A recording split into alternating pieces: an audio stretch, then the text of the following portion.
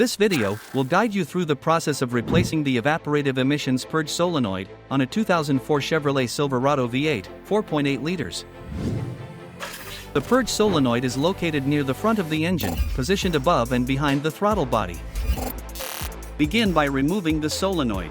If the engine has been running, let it cool sufficiently before starting work to avoid burns.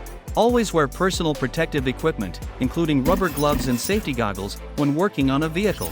Be sure the vehicle is on a level surface, with the engine off and the parking brake engaged. 1. Remove the plastic engine cover.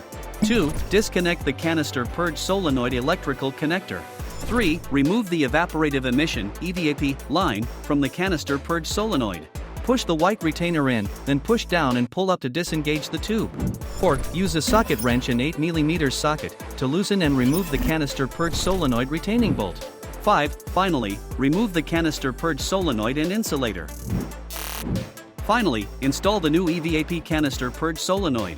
1. Reinstall the insulator on the canister purge solenoid. 2. Install the new EVAP canister purge solenoid and secure with the retaining bolt. 3. Use a torque wrench with an 8 mm socket to tighten the EVAP canister purge solenoid bolt to 10.5 Nm or 93 pounds in. Do not exceed the specified torque value or damage to the solenoid may occur. 4. Reconnect the EVAP canister purge solenoid electrical connector. 5. Reinstall the EVAP line to the canister purge solenoid. 6. Reinstall the engine cover to complete the installation process.